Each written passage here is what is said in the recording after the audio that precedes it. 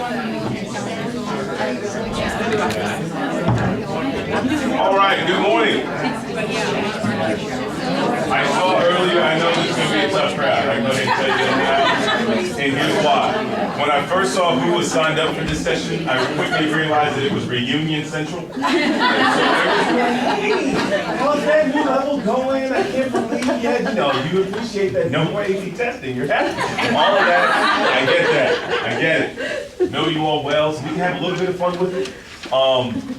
Leading in, start with a positive. Then I'm going to briefly mention something that we all know exists, and then we will move on from that topic for the rest of today's discussion. So the positive is this. One, I don't know if we're supposed to share talent ed goals, but I will share with you mine, which was I was trying to work with you to then decrease the number of students who are eligible under Section 504's retention rate. And it worked out extremely well, actually. I just want to let you know that. So when looking at all the division, I was thinking, okay, we can get this decreased by 1%. Like, I know how statistics work. I'm just looking for a positive. And we actually decreased it by 10%.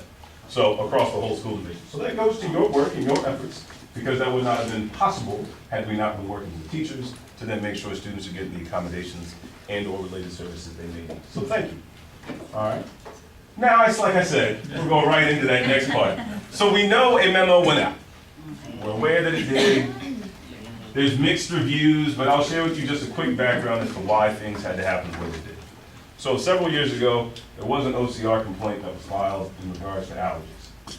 At a school, superintendent dealt with it, we worked through it, action plan put into place, action items, I should say, put into place, completed those.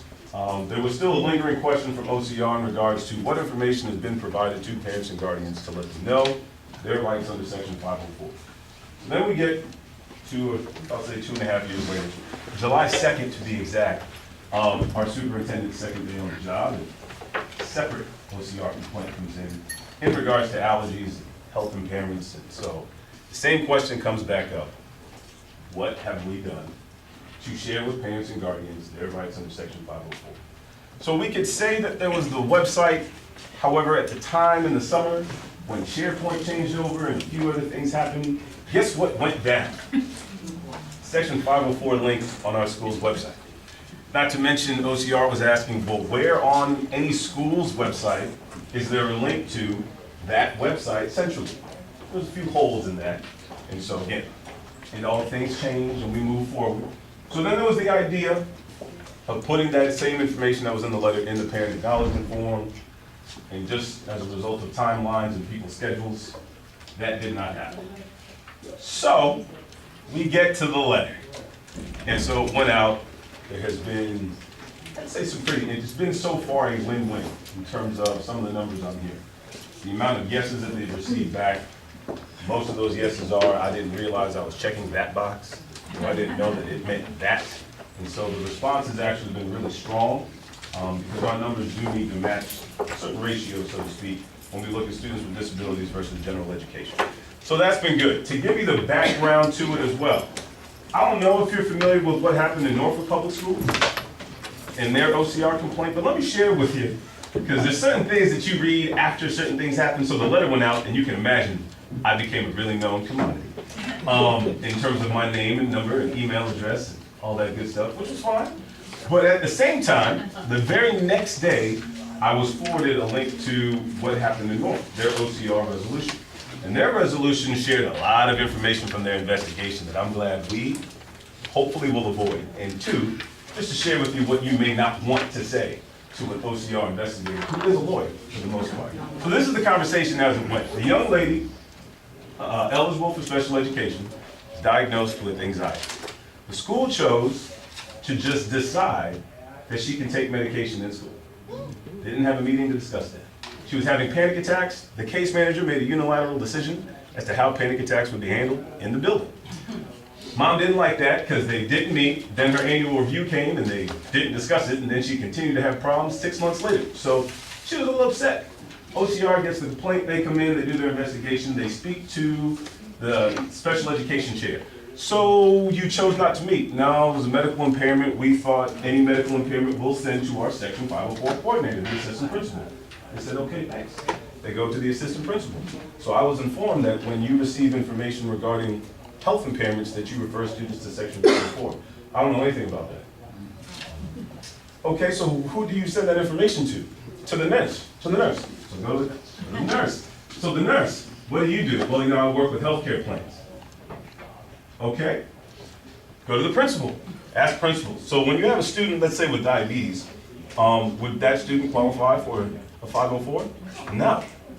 They would get a healthcare plan. I send them to the clinic. So we have a lot of, right, wrong answer. So we have a few issues that come up. So things didn't quite end well for them, but those in their resolution at point blank state, students with individualized healthcare plans need to be provided the opportunity to pursue Section 504 eligibility as long as they've been informed of their rights and protections. You have therefore met your requirement. So that second day from the letter, when I'm getting 83 emails in a day and about another 15 phone calls on top of that, that is not an exaggeration. It was reassuring to see that we were on the right track. Then I read about Memphis, same thing happened. Read about another school in Tennessee, same thing happened. So we're moving in the right direction. As I told every other group, I'm gonna keep on smiling, and we're gonna enjoy this, work through it, and the day will move on as we go. So today's session, I'm done with the memo. We can ask and talk about it later on. If you have additional questions for the high schools, there are FAQs that are coming out, but we need to meet with the principals first. So the high school principal meeting on November 12th. Now it's a little bit delayed for middle school and elementary school. But after the principals hear that information from Dr. Mitchell and I'll be sending the information out to you.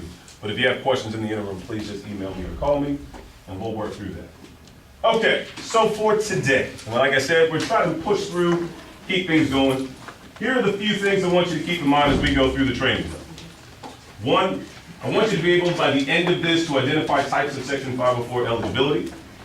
2, know how to properly complete Section 504 forms with adequate documentation. I'll touch on that in just a quick second. And then 3, understand what may be asked of you at a Section 504 due process hearing. I have a little story I'll share with you at the end, and hopefully we'll bring all that together for you. So here's one thing in terms of the form. So at your seat, you should have seen 3 different colored pieces of paper, so to speak, or a packet of it. I'm just going to briefly share with you. And we'll go through this in detail later. I just wanted to let you know really quickly. So I listened to you, I heard you, and I did change the forms. Okay? Try to ease that process. So know that when we go through it, there was a lot of different things running through my mind when I created those, or I should say tweaked those. And so we'll touch on those in a little bit and go in pretty good detail about each of them. So our agenda for today, doing the introduction and just as we go through this, Section 504, overview and eligibility, overview of new forms, practice using new forms. We'll talk about the importance of documentation. So as we get through and get going, a lot of different things may come up. I know your days are just starting, but to kind of get our mind wrapped around Section 504 for a quick second, if you can find something to write with and something to write on. Just want to give you about 60 seconds. Some of you may only need 3 seconds. Some of you may need a full 60. But I want you to write down what makes a student eligible under Section 504. So your 60 seconds starts now. You are writing down what makes a student eligible under Section 504 in your mind.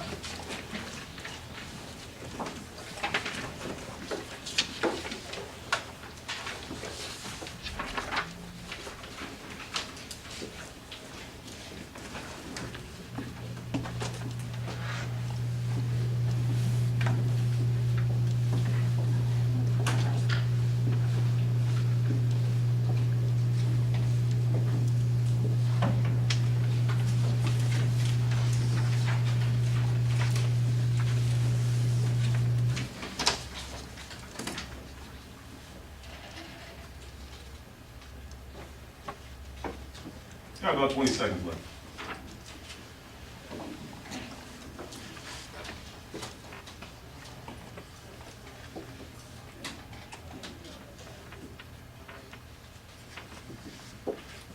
All right, so with that, again, private notes for you, but as we go through eligibility, we'll talk about different things that pop up, as they always do. If there's something that you wrote down that you feel as if we did not address, by all means, please ask. There'll be some time after our scenario. We'll be getting a chance to do so. So please just bring that back up and we'll talk it through. As we move through, we're gonna do just a quick overview and looking around the room. Some of you are brand new. I've had a chance to work with some of you directly when it comes to Section 504 eligibility. We're going to do an overview of it, and then we're going to go into a scenario, and we'll talk about some eligibility issues that come up in our groups and out loud as a whole group. So Section 504 is an anti-discrimination law. It's really all it is. We are bound to follow it or bound by it because we receive federal financial assistance from the government. Any organization that receives federal financial assistance has to abide by Section 504. I say that because many of you, especially in the middle school level, may get requests from parents who come in saying, I need you to do Section 504 eligibility for my child. Your child does not attend our school. That's correct. She attends Star of the Sea. If Star of the Sea, which it does not, except if they don't receive any federal financial assistance, they are not bound by or have to abide by Section 504. Obviously, you can't outright discriminate against students and violate their laws in certain ways, but in terms of creating a 504 plan, they are a private institution and they can meet that child's needs how they seem fit. So the child or that parent may get told, please go to the zone school for your student and request Section 504 eligibility. When they go through that process and create a plan for that child, please get a copy of it, bring it to us, and we'll pretty much follow it. But they're going to need to do that for you. It is not an inappropriate request when that happens. And I know the elementary and middle school level that happens a lot. I had it happen twice. Norfolk Academy and Norfolk Christian. A student came in and there was some other rules, so to speak, as to why we did that, even though the student was outside of the city of Virginia Beach attending school. But just to give you that background, that is not an inappropriate request. So please, if you have any questions when that comes up, let me know and we can work through it. Some of the other things on this slide though, the whole part about FAPE and receiving special education. Some of you may have had the fortunate experience of working with an advocate in a meeting. Say that with a smile on my face. And when you do, there's sometimes things that come up that are discussions regarding, well, what must be done by the school for a student who's receiving, who's eligible under Section 504. So they may state that a student can receive special education under Section 504 because the reg says in here that special ed can be provided. Now here's the issue. Section 504 is the overarching law for anti-discrimination. So because of Section 504, we must provide special education to students who need specially designed instruction. Okay, so again, the only students who receive special education are those who require, fill in the blank, specially designed instruction. However, those who don't require specially designed instruction may just need accommodations or related services to get their free appropriate public education. So that's where you have Section 504 eligible students and you have special education students. However, the overarching anti-discrimination law is Section 504. So even when an IDEA due process comes up and there's this term of you discriminated against my child, within that IDEA due process, that may actually become a 504 due process because the overarching law is Section 504. Does that make sense? Okay, now the next layer to that is, they may argue, well, this child who's eligible under Section 504 can receive specially designed instruction, can receive special education. You have every right to say the child did not qualify for specially designed instruction if they went through that evaluation process. Or the data shows that the student does not require specially designed instruction. And that's why we are here to discuss the accommodations and potentially related services that this child might need. You're okay saying that, all right? And know that if it becomes this ongoing question, then we may have to pause that meeting and reconvene, and you may have to call me, and we'll work through that and make it happen, all right? But I just wanted you to know that. The next layer to this sentence, we got into a little bit of an issue last year, so I'm just gonna share this out loud. Related services are available to students under Section 504. So if you happen to be in a meeting, and we'll say a specialist of some kind says out loud, because advocates love to record meetings, so I'm just gonna let you read between the lines of what actually happened. So since an advocate was present at the meeting, there was just by chance a tape recorder out, and a certain person decided to say out loud, students under Section 504 in Virginia Beach City Public Schools do not receive related services. That's a tough thing to overcome when you're on tape, saying that. And when you start saying that this specialist who works with multiple schools is speaking on behalf of the whole school division when they say students in Virginia Beach City Public Schools don't receive related services under Section 504, we have a bit of an issue. So I'm letting you know, by law, yes, they can. Okay? If we have an issue with that, please email me, we'll work through it. I'll tell you now, it is an uphill battle for me. Continuing on her great efforts, it's an uphill battle. But related services are available to students, and the decision for related services will always be based on the student's data. Okay? So just because the parent comes to you and says, my child's receiving OT and PT and rehabilitation associates every Tuesday outside of school, yet in school you have not seen any issues. The teacher says the student is just fine. Everything that you hear about from the student is fine, performance is on par, then you may not have data to substantiate needing the related service in school. And that can be a hard thing for parents to separate, because the issues that they may be having might be separate from what we're seeing in school. But the issue will always be answered by the student's data. Okay, so if we see something in the data, then we may need to explore that related service for the student. All right, any questions on that? Perfect. Next one, here's another one. This is directly from the VDOE website, so I love it. But it's amazing how you'll emphasize certain things when you get into a meeting, because parents, advocates, others in the outside community may focus on a student under Section 504 must obtain the same result, gain the same benefit, and reach the same level of achievement. But what does that slide actually say? We must create the opportunity for the student to, then fill in the blank. That is vastly different. So we're just merely, again, removing those barriers, making sure access is granted for the student to have the opportunity to gain the same benefit, reach the same result. We're not stating that that will happen. We're just doing what we can, creating the environment where it could happen. And again, I left it on this slide, even though it repeats, because the overarching theme here is that anti-discrimination is what we must be. So we cannot discriminate against students as the result of having a disability. So child find, so what are some examples? Now child find, what is child find? How many of you have heard of child find before? Okay, what does it mean to you? I know everyone in this room by name, so unless you want to start having this popcorn game real quick, what are some ideas? What does child find mean to you? It's making information public so that everyone has access to that. Correct. So we're going through a process. See, it's like you have a ringer in the room, which kind of helps. But that was your one pass, honey. That's your one pass. So we're going through a process in our school division. We go through the process in our school division to make sure we locate students who may or we suspect of having a disability. Elementary level, there's plenty. You got PALS, scoliosis, we have EDK. There's so many different things that you're going to go through. Did I touch on subject? Okay. So there's lots of different things that we'll go through. High school, it tends to be a little bit different. There's less screening, so to speak, that we do, but there's lots of different assessments that are done that we can look at the results and potentially see an issue, even if it's down the road, we come across it. Hearing and vision is one that we continue to check, and if something comes up, referrals can get made. Okay? So through this process, we are trying to find the students who potentially may have a disability, and then we act appropriately by informing the parent that we suspect this, and then choosing to do essentially what we choose to execute, whether we're going to refer to special ed, we refer to 504, we have a student response team meeting or SST meeting, whichever one, and we try to gather or collect more data. So that's what Child Find is mandated.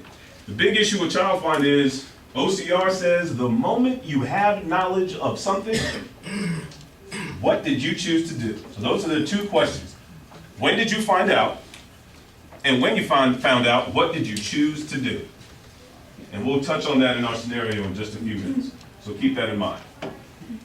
So unlike in special ed, and in the state of Virginia, we now have 14 categories under IDEA where a student can be found eligible. They split hearing, impaired, and deaf. So now we have 14. There are no prescriptive measures, so to speak, for eligibility under Section 504. We'll touch base on what the actual issues or targets are, which are kind of already written up there, just to the right for you on that whiteboard.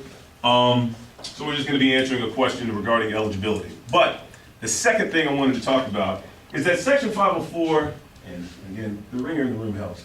Section 504 can be really, really vague. So I'm going to read this to you.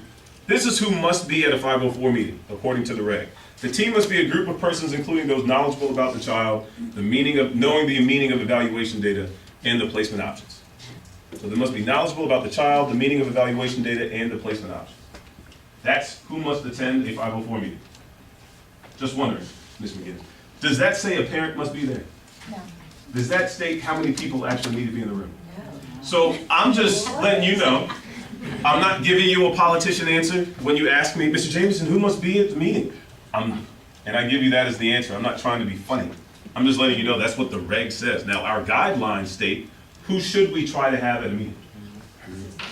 The parent guardian, definitely. Assistant principal would be ideal. Who else should be present? A teacher. Psychologists might be. If we can, they're definitely knowledgeable. School social worker. School social work could be. So for example, whoa. Whoa, what word did you just say? School counselor. Thank you, all right. Just making sure you said guidance counselor in a room full of But anyway, so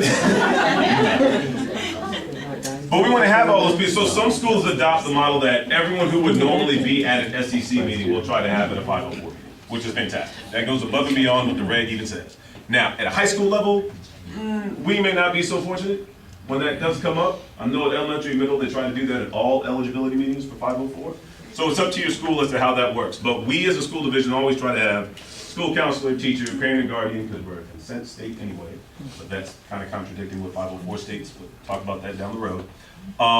Teacher and the assistant principal if we can. If we can get those individuals in the room, great. But when we start looking at just bare minimum of, okay, well I have the teacher, the counselor, and the mom and dad are coming in. What issues may come up from that? Teacher, counselor, mom, dad. Administration. Well, you have no administrative backing, so to speak, in that room. And then when you disagree on a topic, who are the two people that are probably going to side? With one of them, the teacher, or the counselor, and then mom and dad. And then what are we doing? So we're just going to say, mom and dad, I understand where you're coming from, but we're just going to go ahead and sign this because that's what we came here to do. So, and you move on.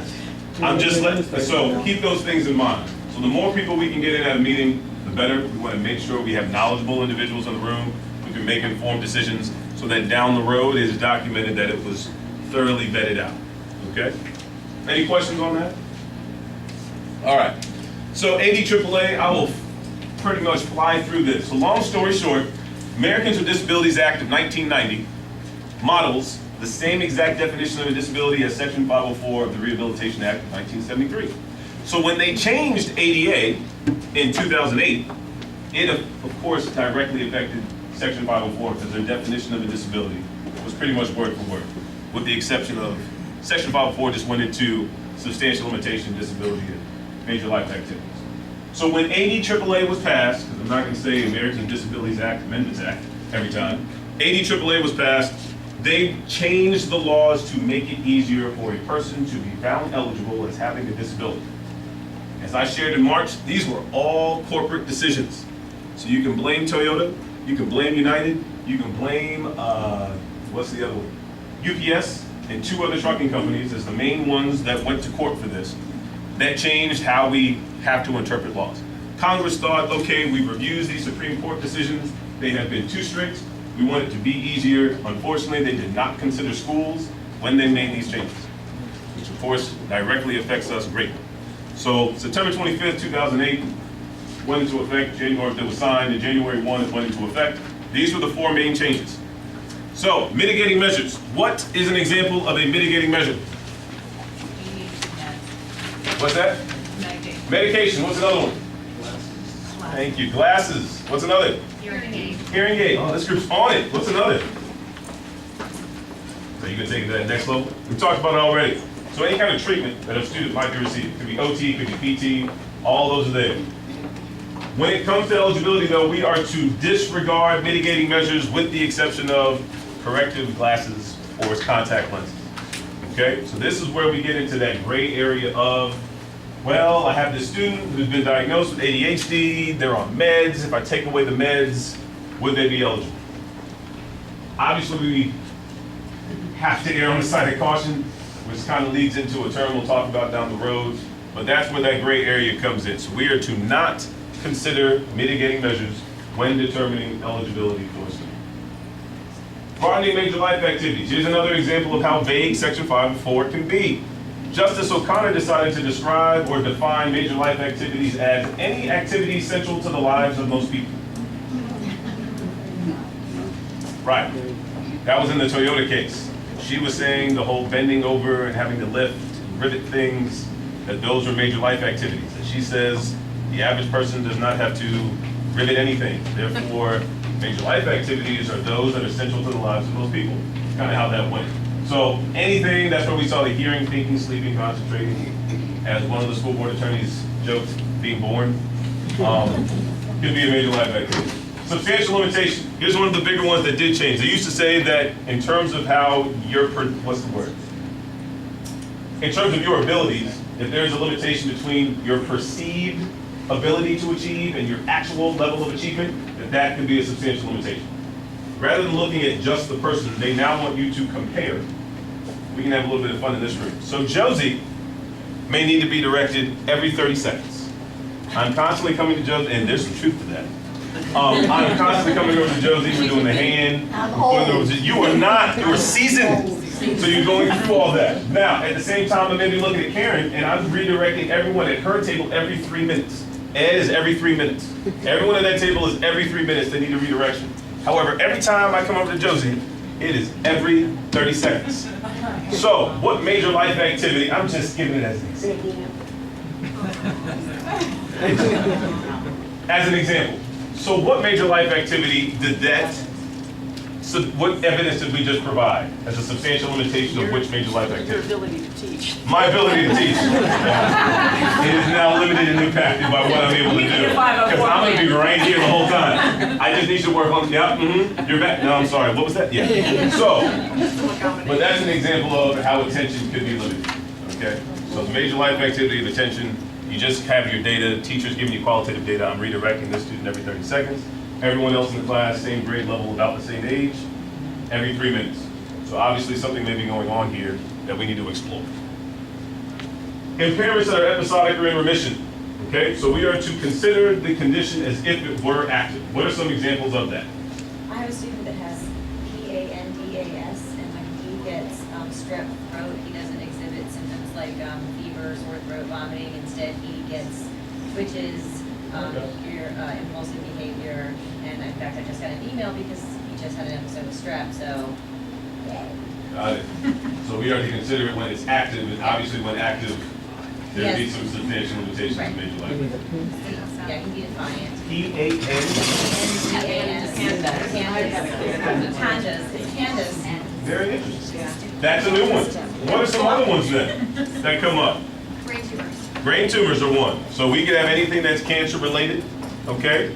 One that came up last year that was brand new for me that I'd never seen in terms of this, I've seen it before, but PTSD. There was a student, very sad situation, but the student in the springtime was completely different from the student in the fall. And although we went through eligibility during the fall months, we had to consider what the student would be like when we got to spring.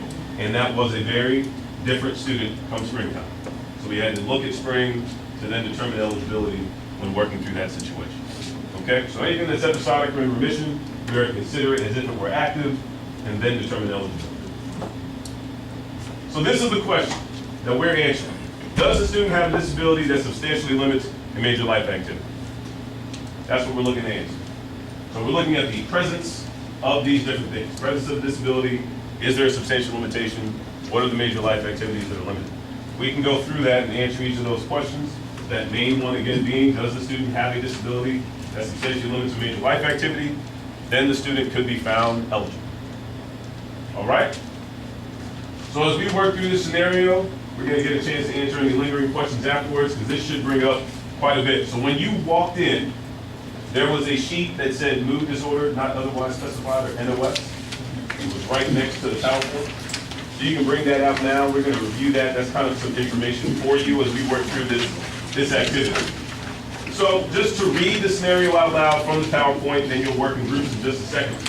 A parent visits the school and informs you that her student was released from the Kensal Behavioral Health Center over the weekend and will be returning to school tomorrow.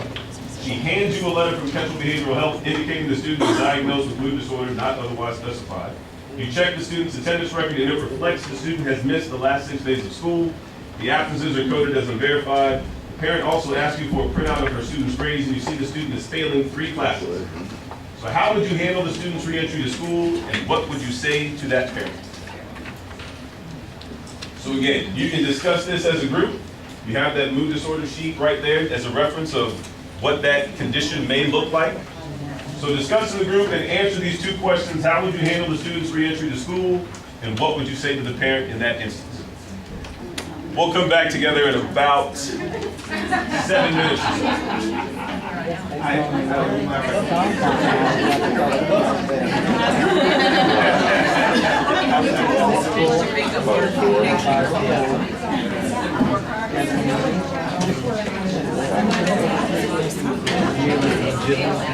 I would think we did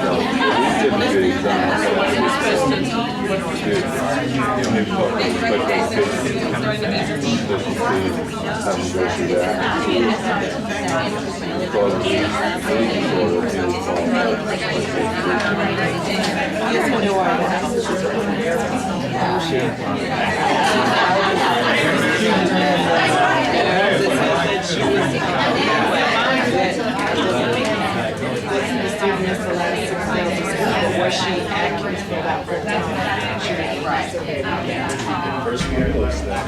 But that's okay. And it's in there for a reason on purpose. So you would have, I would, in that position, would assume that that's where she was? I would. You would, but what would you do then? I would ask the mom. So she's been accurate. Was she accurate? And there may be some additional layers of story you don't know. But let's say mom does share with you that she was there for 6 whole days. Okay, then we go into what the procedure. And then we just, we have to do it. I'm with you. Where was she before? While you're here, let me get some notes. Yeah, can I get these unverified? Yeah. We take a sheet. Right. So was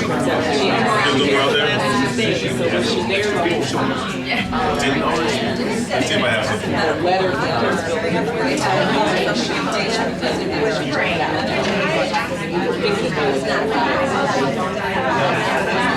So yeah, we're looking at that and then go into that she might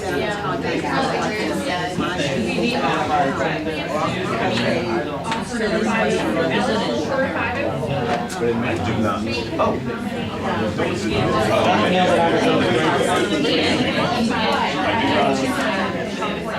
Well, when we talk about looking at the data,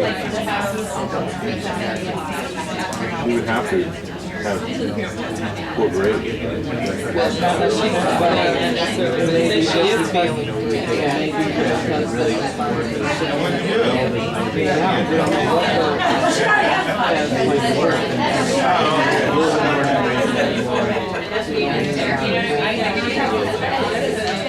Might not even need her. Checking with the teachers, it could just be that she, hasn't been in work, she hasn't been. You need to ask yourself this question, why she's not doing work because of the depressive disorder. So do you hear about the is that what he's going on? So you mean we are that now, go back and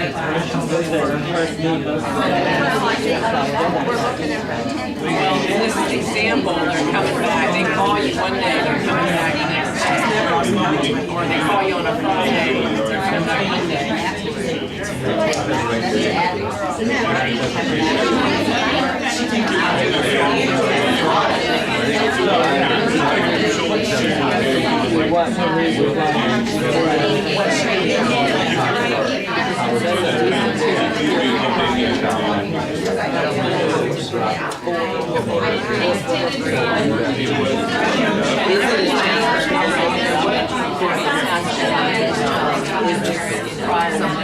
I mean, how much she that kid? How long? What do you want me to tell them? Because they do their work. She has an episode. You want the teacher to know that they're leaving or call somebody. What do you do?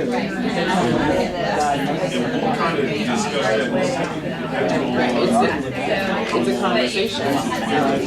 Those teachers want to know.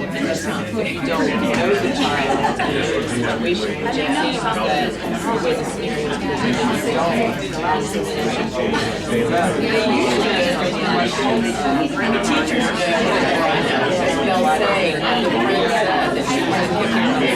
They'll know that she knows because the crazy. Well, I guess they take their phones from.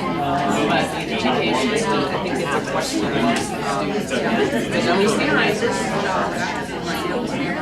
She has 6 absences. She's been out the last 6 days. Attendance, a problem that she's having before. Is this? So she's having before. She's now she kept them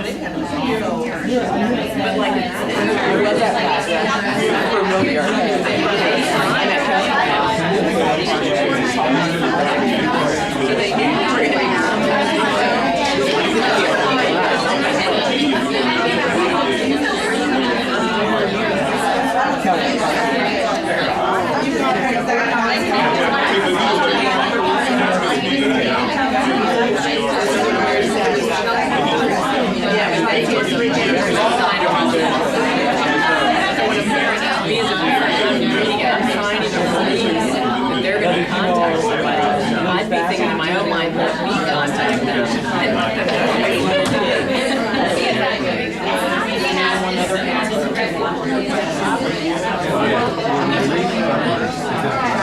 On a day like today, he's at home sick.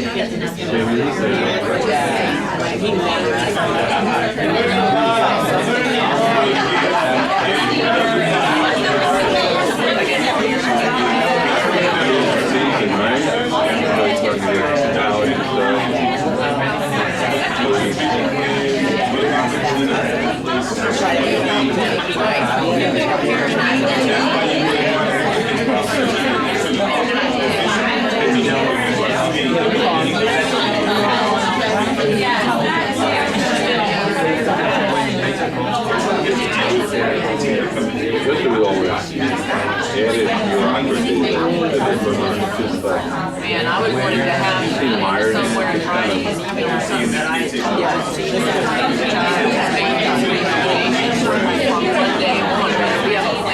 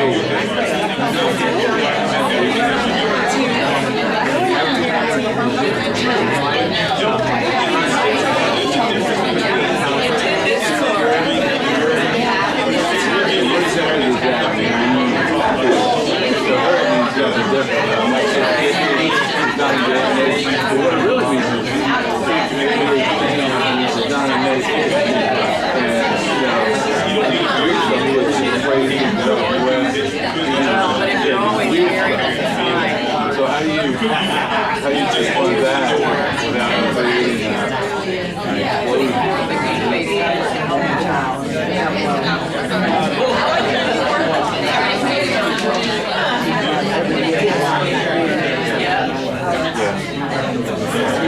definitely make sure that parent is about 5 and 1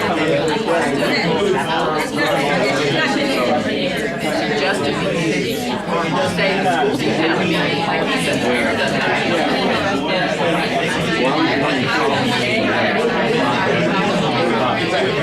that's the question. Keep doing this. Keep playing this game.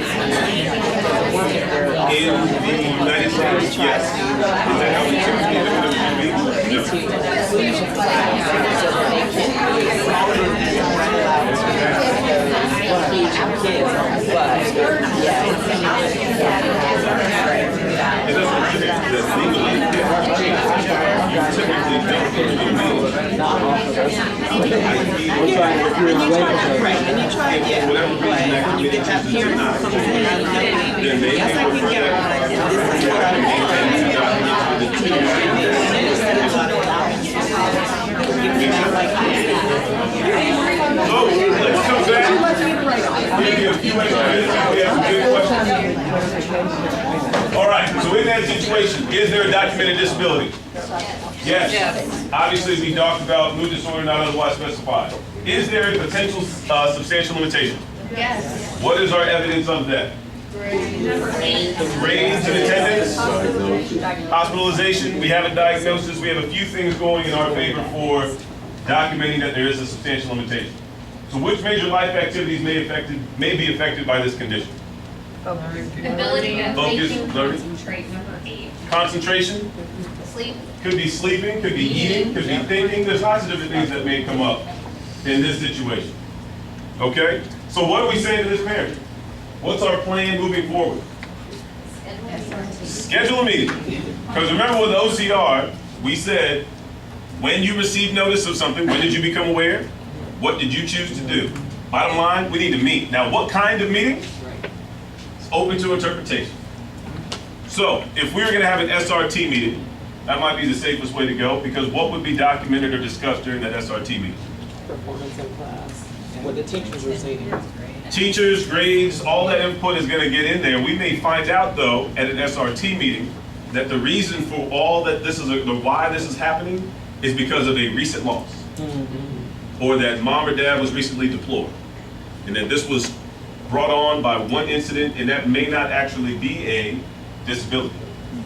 May not. I'm not saying that it is or it isn't. But an SRT meeting might be able to bring light to that. Now, at that same SRT meeting, let's say they say, this has been going on since July. We're now at the end of October. Then that's probably not acute. That's looking more chronic, and we could then make the referral to 504. Now, if it's even more than that, you start seeing that it's in school. I heard the back table talking about it. You could make a referral to Which way? SEC, right? I believe you all were saying that. So if that comes up, that might be a referral, and then it may come back down to 504. But long story short, the bottom line is we need to meet. And we want to document that we met. All right, so that we have that in writing, that we heard that this was an issue, we see that it's an issue, this is what we're choosing to do moving forward. So what would you say to the parent then? That's me. We'll have a meeting. We'd like to have a meeting to help your child, and that meeting may be any of the ones we just discussed, and we can then move forward from there. So all of that comes up. So we have the documented issues we move forward with our meeting. Now, here's my question for you. I always try to leave you with something to think about, especially admin in the room. What if this conversation was not happening with you and was happening with your office associate? So mom came in and she says all that she just shared. Office associate was like, oh, mom, let me check your address. Let me check, the student ID's number. Great. I'm going to go ahead and print all this stuff off for you. Thank you. Have a good day. What's the issue with that? So, Sure. What's that? I kind of hear it. You don't necessarily know. What the office associate may do. But the school knows. But the school now knows Yeah. because she handed you a letter, or she handed your office associate the letter. So again, just something to think about, whether it's your attendance secretary, it's your office associate, it's your guidance secretary, whomever that person may be, you may want to have a conversation about what they need to do in your building, because it may be different in each building, moving forward. Such as when you get a form from fill in the blank location, any outside letter, you bring that to me. It can be that simple. And then Or you make copies. I would be wary of making copies. But I would definitely make sure that someone is being informed, only because then copies become, I don't know who actually has this and where this is going. So, but that could be your protocol, depending on you want the principal to know, and you want the AP to know, you want the school council to know. But just something to keep in mind, because the conversation may not happen with you, but as you were pointing out, it doesn't matter who it happened with at the school was informed. And then if they don't share anything with anyone, timelines are passing, and now it looks as if we weren't acting accordingly. So just keep that in mind, So okay? she then would be eligible, if she needs an SOL, and she would be eligible for the waiver, the SOL waiver, because she has a 504? Then no. And as we went around to all schools last year, it is not merely that all students who are eligible for special education and eligible under Section 504 are eligible for accredited accommodation. There's a separate process, and the VDOE has a form and copies were provided to each school that they must go We through. could show that she is eligible. We can talk about that in a separate conversation, but when it comes to the SOL accommodations, that is a separate process that the whole committee would have to go through to document the student's She eligibility. could be looked She can be looked at, She could definitely. be found eligible. So, yeah, but your question led in with she would be. So I said she could be, yes. So that's what I was getting at. She might be, yes. Okay, so let's consider this. Yes, ma'am. We go back to that where it says documented disability, because there was conversation before that it didn't have to necessarily be documented. And what would we need to do? It's a good question. So we would need to have a meeting. And what would be discussed at that meeting? If it's not necessarily documented, mom's just saying it. You gotta gather data. Whoa, who said it? You gotta gather data. We need to gather data. We need to gather data. So you can be at that eligibility meeting and state, ma'am, mom, dad, I hear what you're saying, I hear what you're sharing, I see all of this. We're gonna need to gather more data to document this disability. That could be many different ways that there are many different ways we can do that. That might be a referral. So that's correct. That's correct. Okay. Good question. Any other questions? In this scenario, the child has gotten out on a Friday and they're coming back to school Monday, and we're gonna have a meeting, but it may not be Monday. So what, are we under any, do we have teachers, anything, that are gonna have this child sitting in their room? Good question. So really quickly, in this scenario though, we had the student that had been out for 6 straight days. Right. So they were just saying she was there over the weekend. So I believe Monica was asking, does that mean the student was actually there for 6 days? Because I left that open in the scenario on purpose. To maybe ask mom, when did she actually go? Where was she the previous, last week and then this week? If she's been absent for 6 straight days, that's the previous week as well as all of last week, whatever that may look like. So definitely a conversation to have with mom as to where has she been this whole time. Has she been at Kensal Behavioral Health? You may see that. What are you compelled to do? You don't necessarily, I would say the best interest, you would try to have information shared with teachers. Now I wouldn't state that you put this in an email again, kind of like the copy, but you would call them down saying, I heard some new information about said student, I need you to come visit my office. Or what if what I usually do before I share anything is ask them what they want me to share. and you can't do that. There's many different ways that you can do it. And just say, she's gonna come into class, the teachers right now know nothing, what do you want them to know? In terms of her sitting there and maybe needing to leave the room, or needing to, And all of that's gonna accommodations from the be, get-go. so, and here's what I'm trying to get at to bring out from the whole group. What are we probably gonna need from Kentsville Behavioral Health? Or from any outside therapist? They tend to give us some recommendations or a treatment plan, the ongoing treatment plan for this student. That's what we're gonna hopefully get from mom, and then that allows us to then share with the school, hey, this is what I need you to do, teachers, and it may be a safety management plan that we have in place where we're not letting her go to the bathroom alone, or hit him to the bathroom alone, whatever those different. Right, this is before the meeting. Yeah. Right. Following. These are those things, again, what would you say to the parent in this scenario? Yeah. These might be some questions you want to ask. Okay, good question. So some accommodations we would put in place for this student, let's say she's eligible to go to 5-4, extended time, I'm not sure what happened. Oh, preferential seating. Preferential seating might be there. She may have a permanent path to the school counselor to go see that person.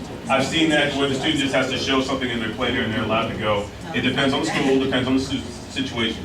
But that is an accommodation that we have seen. Okay? Yes, ma'am. So in the absence of getting anything from these outside agencies, which is what I find the case to be, and a parent who doesn't particularly want to come in because of maybe I'm embarrassed, we still need to meet and do the best we can do in the absence of any particular information. That is correct. Because again, the onus will not fall on the parent or any outside agency. If this were to follow through with however, let's OCR or due process, they're gonna be asking you, what did you choose to do? We chose to meet, and we acted with based on the information we had available to us. Okay? And once So- we receive those letters, don't we have 10 days to meet, or where's the 10 days? That's when the referral comes into play, because the parent didn't ask for a meeting. We're then talking and having that conversation. So whatever meeting you choose to have, when you're speaking with the parent, will then dictate whether or not we have a timeline to work with. Because if we're just having an SRT meeting, So when those forms come back and they check yes. well, now we're talking about the memo. 10 days. But that's where, again, yes, you would have the 10 days. I said we weren't gonna really talk about the memo. Afterwards. We can talk about it afterwards. So that's okay. But yes, that would be an example of if you got a yes back, ideally we have 10 administrative days Or SRT. or 504. SRT meetings, Okay. there really is no such time. Okay. So moving forward, just so I can keep everyone on track. So let's consider the situation when you know the student has a documented disability, you know that they are taking medication, but you do not see a substantial limitation. What's the term? We talked about it earlier. That student could be found, say it, Monica? Technically eligible. So that could come up. So when you have a student, this is where we always hear, not always, but we sometimes hear, my child should be found eligible under section 504. Well, ma'am, your child is making straight A's, they have no behavioral issues, their attendance is fantastic. But he was diagnosed with ADHD, here's the document, he's been taking meds for the last 3 years. He should be found eligible. We're in that gray area. So that student could be found technically eligible. We have to review the situation, see the substantial limitation, and answer those questions. But that student could be found technically eligible. Because we are to remove what? The mitigation. The mitigating measures. So if we remove meds, what kind of student might we have? And that's the question where that gray area comes up. I know. But don't you address that once that happens? Or And so there's a lot of times that you may have technically eligible students. that are just sitting there with eligibility but no plan? That is correct. But that can be beneficial, especially in the middle school years when their hormones start going crazy, because if those meds aren't working, then we have the track record to go off of, so.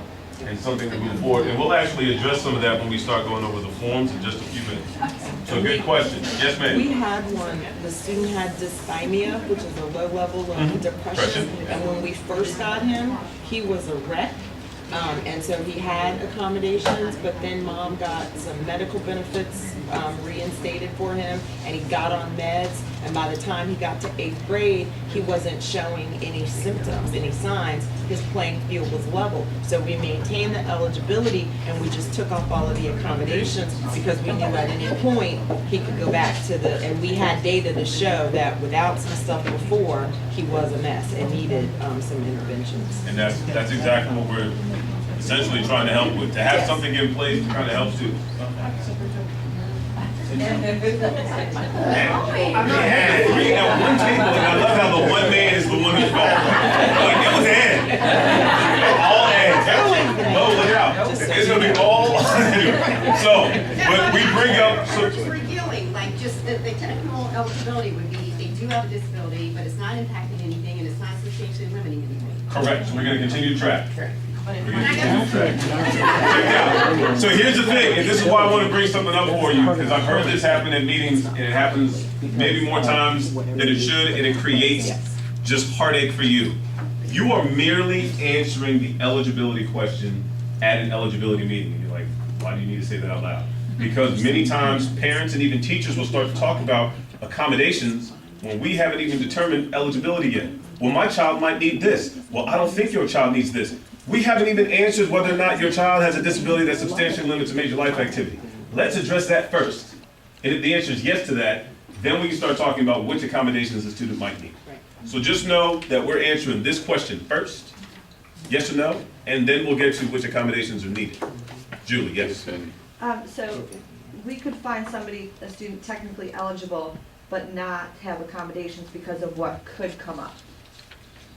Well, based on the data, accommodations are currently not needed. Right, okay. So then you would still mark that student eligible in Synergy. You would still meet annually on that student to address what you were just getting at. Should things change, like Monica's example, then at our annual review, or even sooner, but at our annual review, we could see, the student's not making the same progress that they made before. The student may now need accommodations, or the reverse. The student previously had accommodations, but is continuing to improve to a point where accommodations may not be needed. So that's why we would find that if we saw that, student would be found eligible, they would still get the rights and protections, we would still meet annually. This is like a safety net for the student and us. Yes. And then we'll move forward. One last question. Should that be two separate meetings, or can you roll straight from eligibility? It completely depends on the situation. Can it be 2 meetings? Yes. If it's going to be 2 meetings, what needs to be documented on the meeting notice? Next time. The next meeting. That is going, well, if it's going to be, like I said, if it's 2, then yeah, you'll convene, or you'll make your eligibility decision and then determine within 30 calendar days when we're going to reconvene to discuss the plan. If you choose to do the plan and the eligibility and plan in the same meeting, just make sure those are both checked at the top of the meeting notice form so that the parent has that information going in, that we're going to discuss eligibility, and then if found eligible, we're going to discuss a plan. But it should be communicated to the parent that merely because both of those boxes are checked does not mean that the student is automatically eligible. It's that we're going to discuss this, and if found eligible, we would then discuss a plan. But that needs to be communicated to the parents. So it depends on the school as to how you handle that. Okay? All right. Next part. We've already talked about different diagnoses. You all did a great job with that. Mitigating measures we may encounter. Again, you did a great job thinking those through.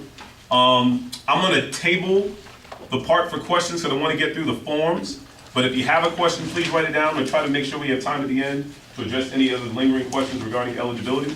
But I want to get through the forms so that we can get through the next activity. So if you could look at the green form that you had sitting at your seat. All right. So I will go ahead and share with you. I know I've had conversations with everyone in this room, so I feel as if I can be honest with you.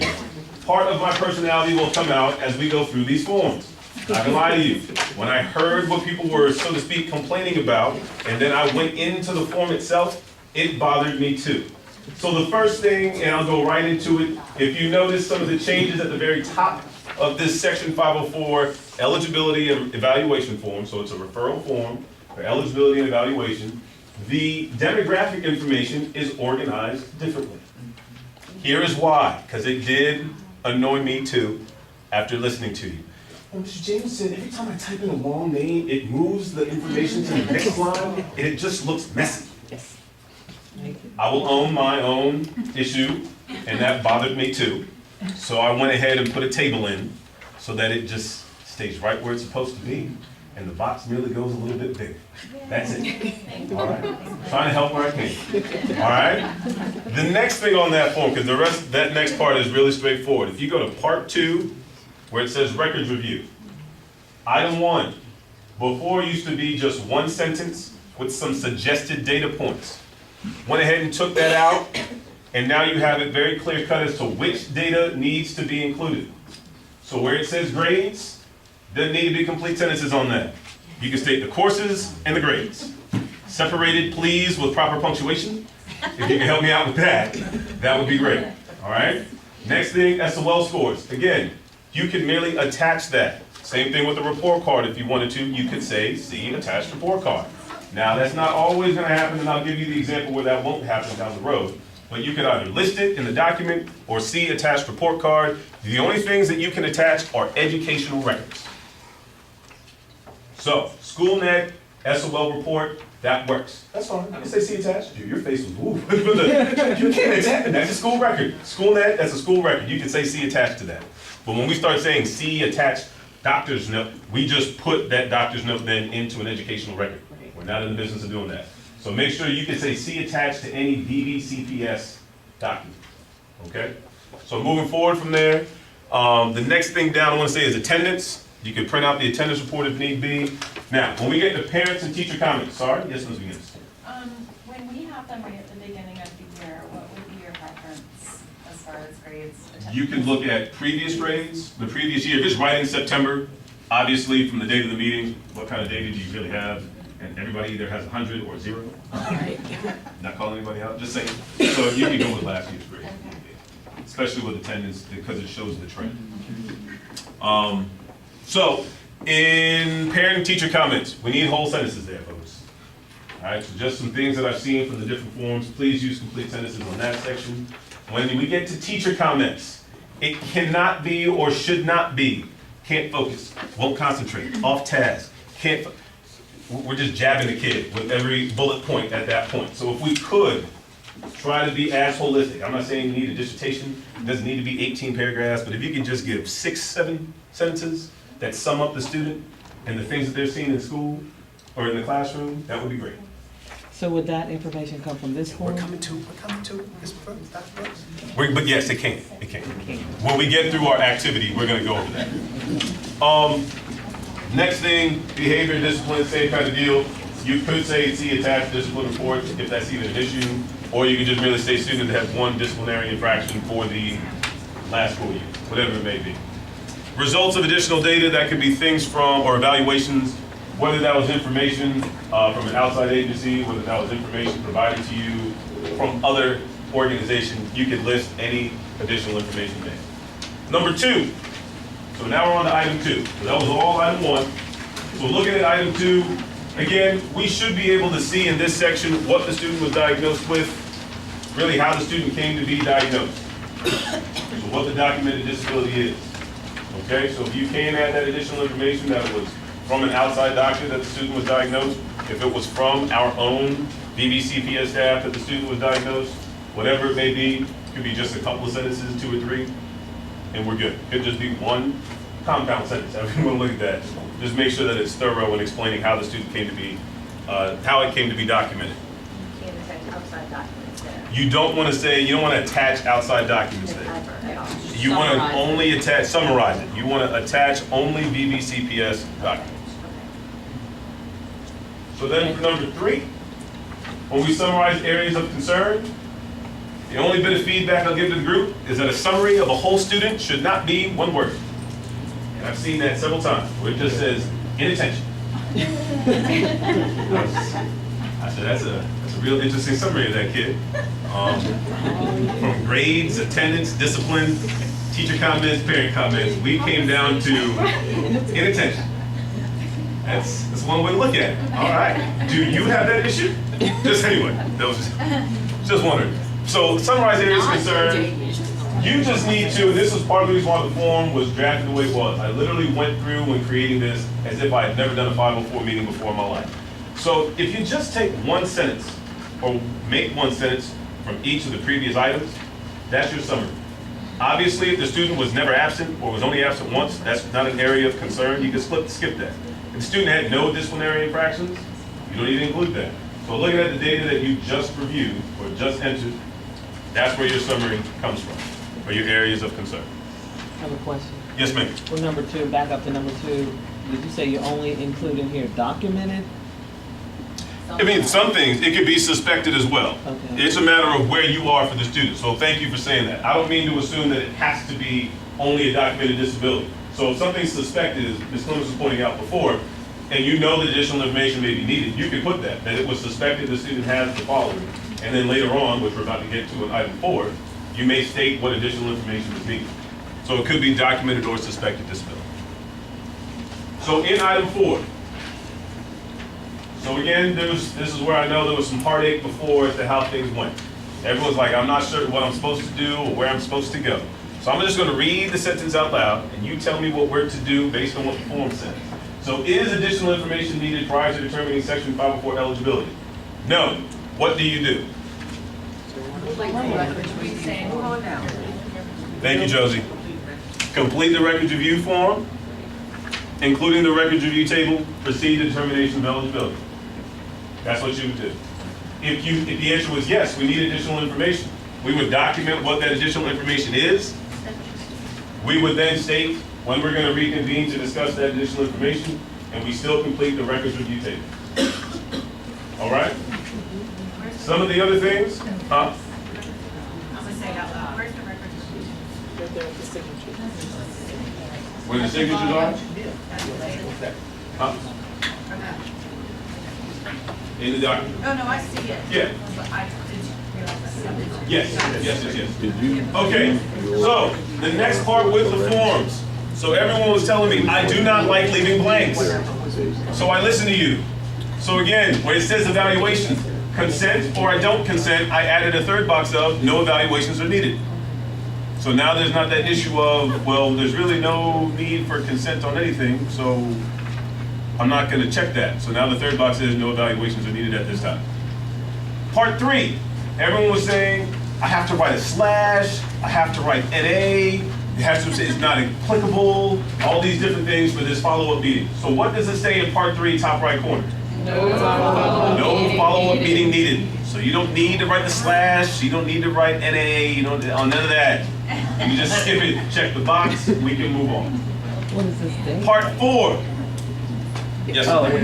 Yes. So part 4 is when we get in, it's just a little bit different here. So part 4, item 1, you will list the different things that were discussed by the committee. So grades, attendance, behavior, this is not complete sentences. This is just merely listing what was reviewed by the committee. Okay? So that's looking right back at what you did in part 2 of the form, and just listing. Questions 2, 3, 4, and 5 are really the exact same from the previous form. They're just in a little bit different order because of how this worked out. But question 6 is new and is different, and when we go through our activity, all of that will come to make sense. Before you start to have moments of, you want me to document why we made the decision, I have a sample / exemplar for you that will be posted on SharePoint, and I'll go ahead and tell you how you choose to use that is up to you. Use. As long as it is for your student, because there's no names in any of the things that I'm providing. There are none. So I'm just letting you know you have an example of what the language could be like. All right? And we'll go from there, and I'll actually show it to you at the very end of this when we go through. So this is the very first form we use to determine eligibility. Yes, ma'am. Any reevaluation. What we separated from that document is now annual reviews and update meetings are on a completely separate form. Okay? So annual reviews and updates are on a separate form. What's the reevaluation and updates? I mean, how is that different? Well, reevaluation is when you're going through and determining eligibility all over again, and we do that every 3 years. So initial eligibility is determined in 2014. We would do a reeval in 2017. but you would be doing annual reviews as you go along. An update would be if you found a need. And then update would be if you found new information that needs to be discussed. We're not done discussing the forms just yet. Yes, ma'am? Question. If a student comes before 504 and is found not eligible, and then parent comes back again the next year, would this reevaluation form be It used? would be a brand new eligibility again. Okay. Her question was, if you have a student that goes through 504 eligibility and you find them not eligible, a year later they come back, or we'll just say an extended period of time later they come back, you're doing a brand new eligibility again when they come back. Okay? So it wouldn't be a reeval at that point, it would just be brand new evaluation, or brand new eligibility. The very back of this paper though, this document, I want to show you something. There was a table that I added. I had been told that parents leave meetings and they don't remember what was decided during the meeting. That's what I was told. So to give them something to take away with them so they know what was decided, that is why this table is here. So the first box, the eligibility decision, the student was not eligible. Second one, the student is eligible with a plan. Third one, student is eligible, no plan, I believe it's in remission. Third one is eligible, no plan, mitigating measures, which is what we've already discussed. In that last box, look at Dr. Brooks, because we've had this conversation. When you have a student who is already receiving, or who's already eligible under Section 504, okay? So think of your student already eligible under Section 504. You then know that a referral is being made to SEC. You with me? That student goes through the eligibility process for special ed and is found eligible. Okay, you still don't have anything to do. They have determined eligibility. They have 30 calendar days to create the IEP. This is where I'm sharing information with you just so that you can be empowered.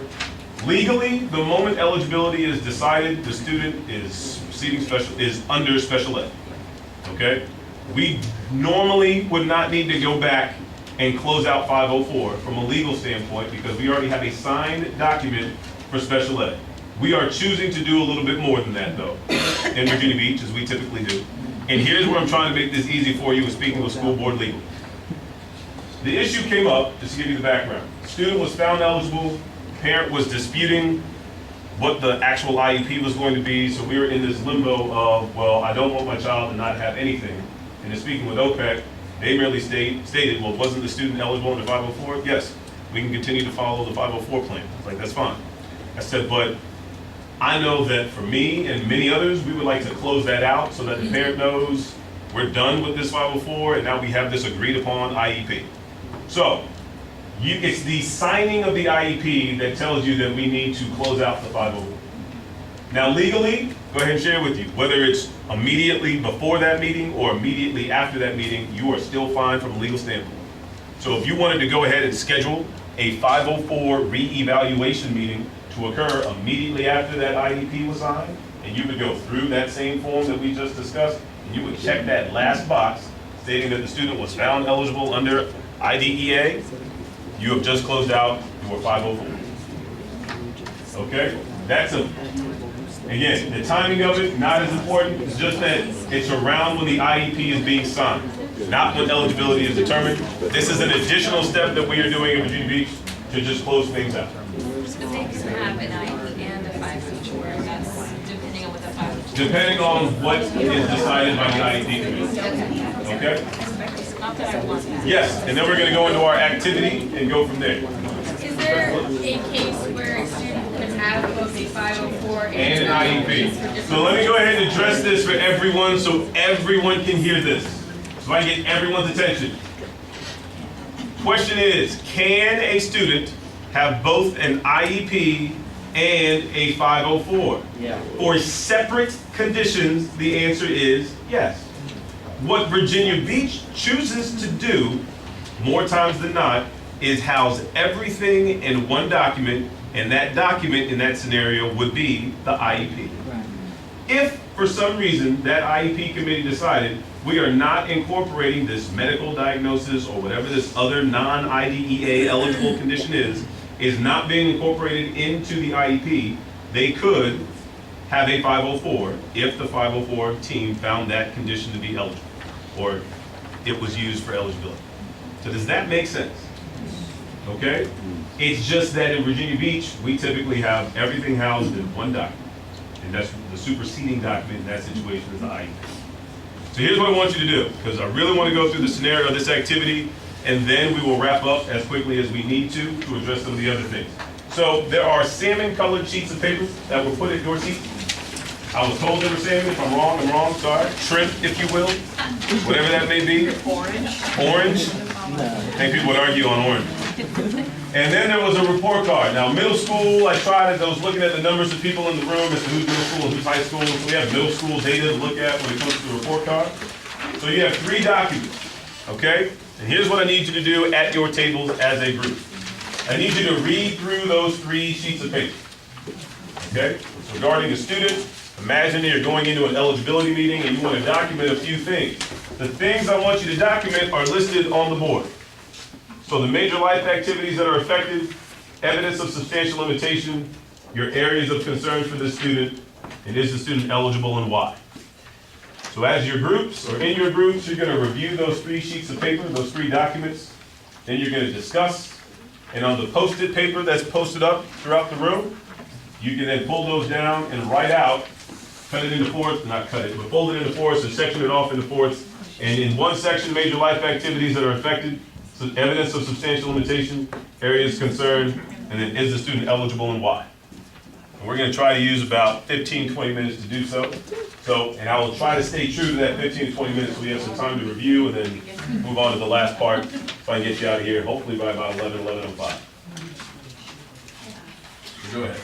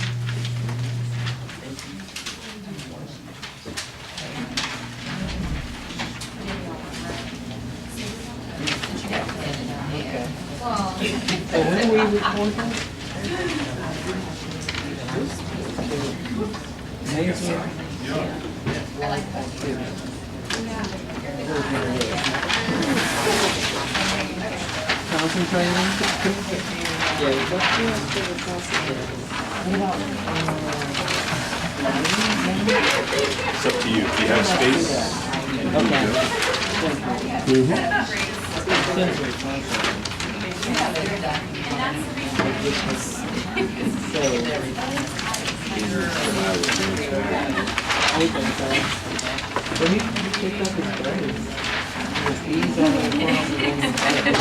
It's like a big huge sticky.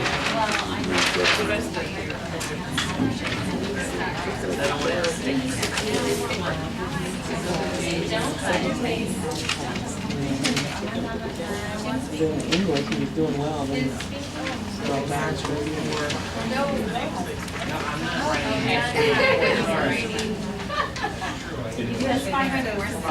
so, major life, major limitations, periods of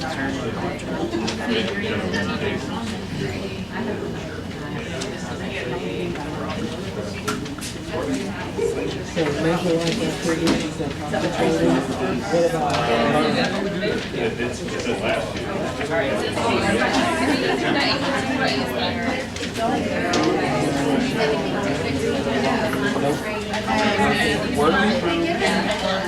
Oh, that's right. You're right. You're right. It is much. So don't worry about it. Yeah, I can write that.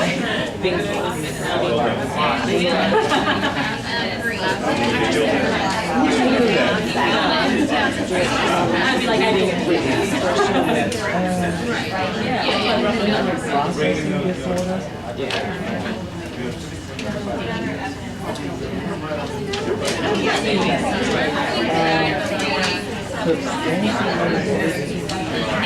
I don't think there's anything.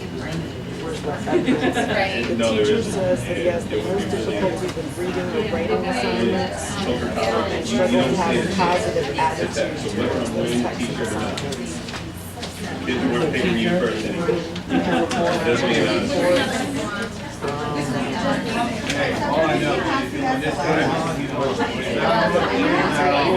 What about the doctors?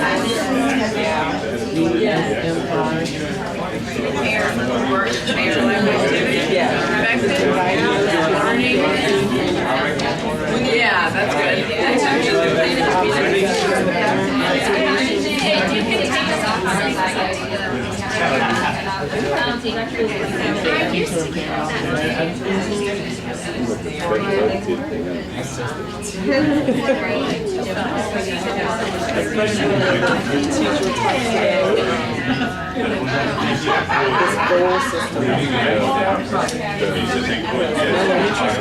Teacher might be able to do that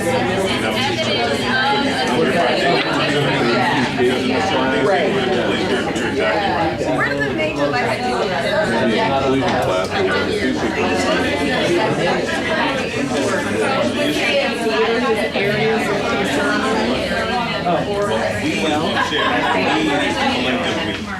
Yes, as a team. his outburst. There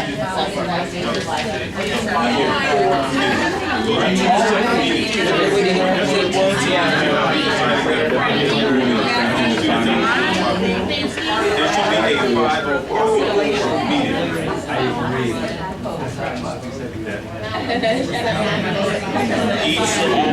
It's up to each school. It's up to each school. Because they said he starts to be able to, when he approaches an assignment, I can't do it, it's too hard. years on something, so he has a negative attitude.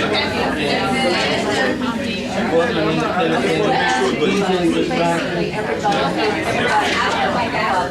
The question is he eligible? Starts getting into some of those cases. What's our evidence? I think, yeah, we just determined we've identified major life activities that could be a problem for him. We have everyone that are substantially promoted areas of concern, which then all that discussion is eligible for the plan. Why is he eligible? Because he's not able to, the major life activities of learning and reading and writing are major or substantially limited. I think that's out well, 504 handles something.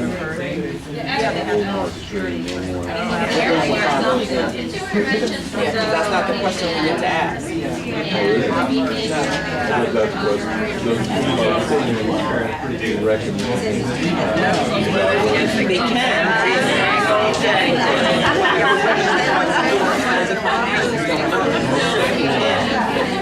you know what's going to happen if this child has been at SRT and they've seen some success. Remember, they've seen some success. They've had to change. Yeah, they want to plan, so they've seen some success. So if we send to SRT,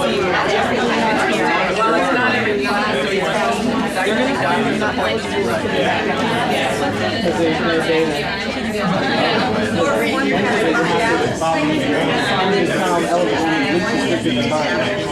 And the data is inconsistent to determine that he would need, and the only reason I know this is because we fought for a year.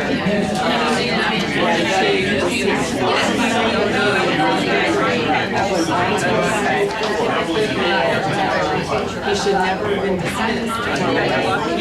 So we could put teachers who put and degenerative agreement together.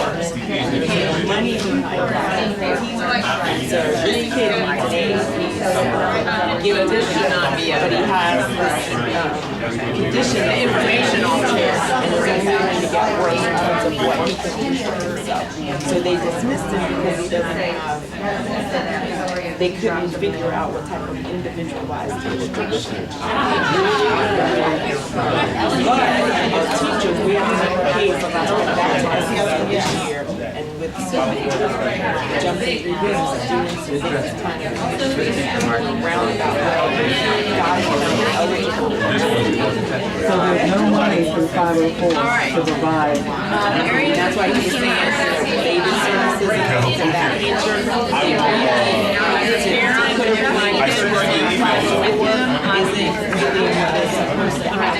Because those services, they're So is it time to 504, but you said that they could get money.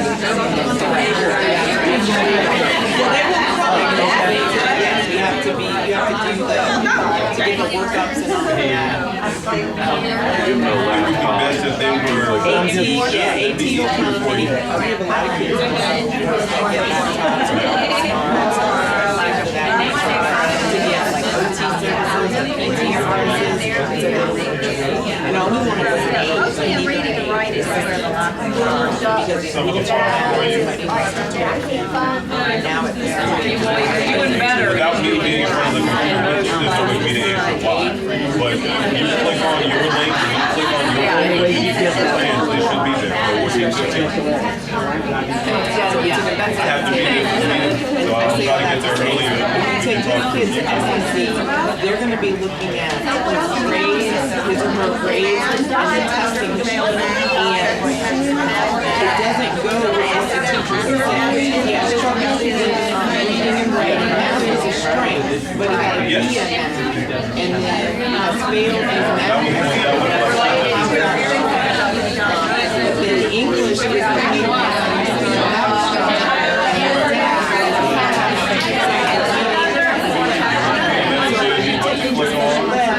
There's no disability.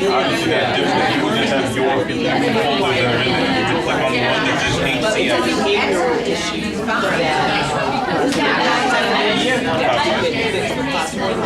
because some of the ones that he tried. Yeah, and his What I'm kind of thinking, almost like, it doesn't make sense to me if he has a B minus. All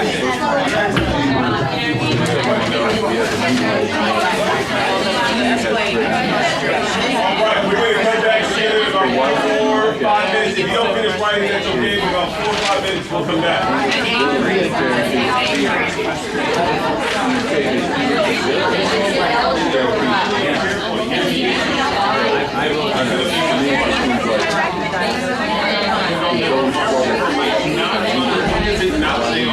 I say yes, but I say you should be for the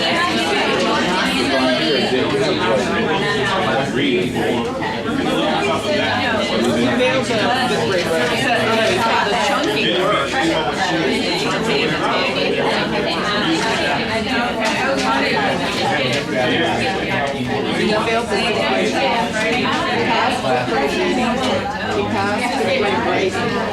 But he failed to grade point.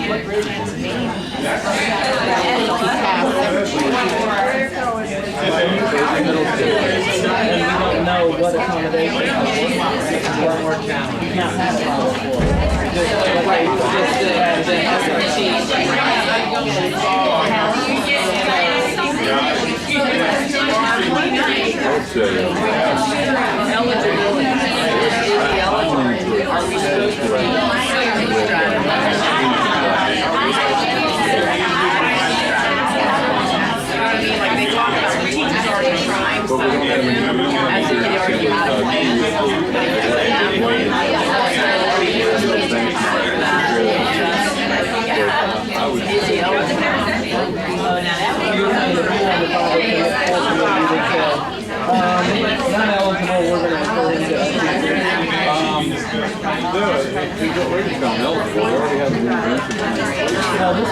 This is SRT, right? SRT did this. So now he's come to the table because they didn't see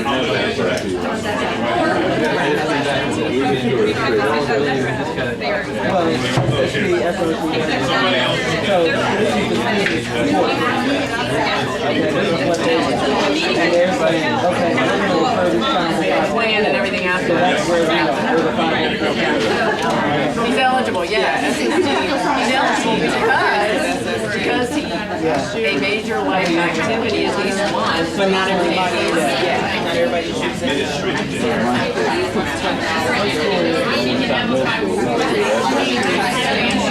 Typically, I haven't heard SST.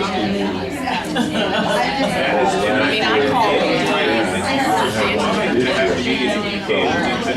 You know, that's the other thing. All these terms are fine. But how do you know it's fine? But I think we're supposed to err on the side of yes. Nobody is the semantics.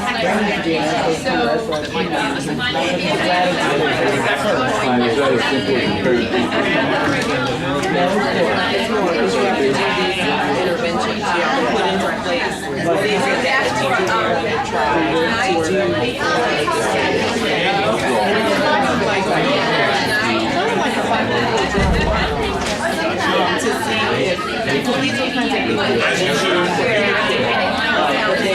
Okay, so we'll come together. I know the people are back with the restroom. I'm trying to get you out of here by about 11:05. So, in looking at these, and I see it around the room pretty clearly, what are some of the major life activities that were affected? Concentration, reading, writing, thinking, learning. So we had a lot. There was a lot with this student. I will share with you some 90% of what you read is true.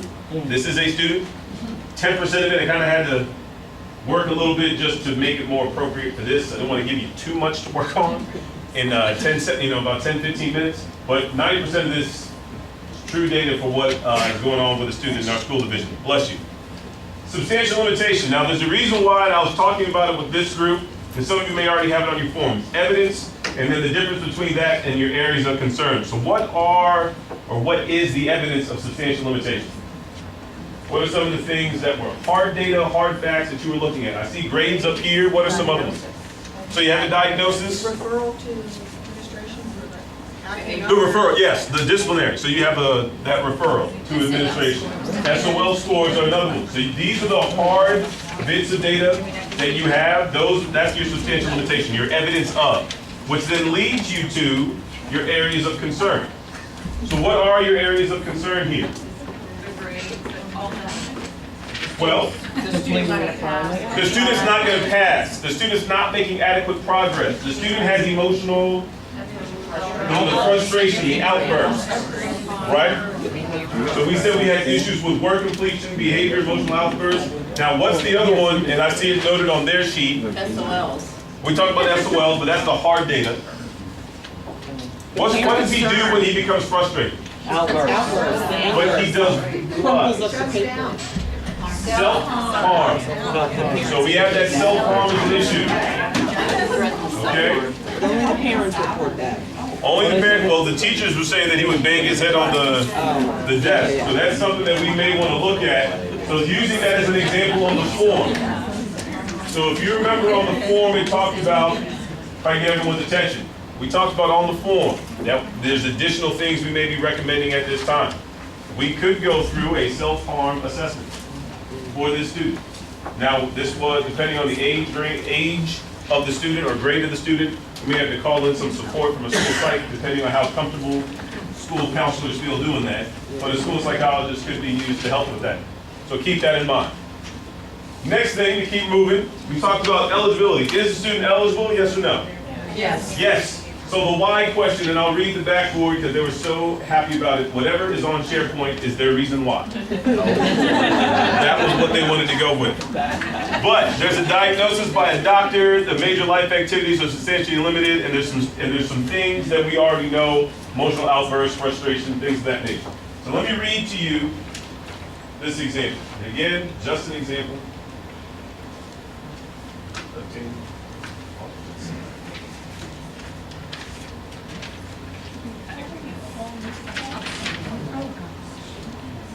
So I just want to read this out loud to you. All right, so question 6 of part 4, is the student eligible under section 504? Yes. Explain the reasons for the committee's decision. The student has a disability that substantially limits the major life activities of concentrating, writing, thinking, learning, reading, and working. He seems to become easily frustrated and defeated when presented with reading and writing assignments. This causes the student to have difficulty focusing and concentrating and completing particular tasks. Based on this information, the committee believes the student is eligible under section 504 and requires a section 504 plan with appropriate accommodations and or related services. Okay? That will be posted. So, now keep in mind, this information is specific to this example. Right. This information is specific to this example. Serious nature. But really quick, yes, ma'am? What would keep you from possibly wanting to refer this to the SEC? I just found the self-harm and the behavior escalation to maybe be something that the 504 couldn't adequately deal with, because you got two things going on here. So in question 5, now I can share with you in this situation, just to kind of validate your point, the student went from SEC to 504. Just to let you know. So they did actually review that. But And he wasn't found eligible. and he was not found eligible. But what you could do, let's say that was not the case, and you're looking at this data, in item 5 of part 4, you can make that recommendation. Because it asks, are there other actions proposed and considered at this time? The 504 committee is recommending that the student go through the SEC, or is referred to SEC, or to the special education committee. So you could write that in. Yes, sir. Why was he sent to 504? Why wasn't he eligible under SEC?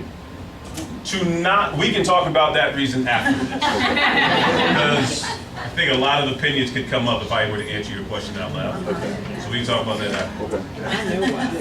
Okay. Okay? So, again, and if you have additional questions about this scenario, yes, Mrs. Sutton?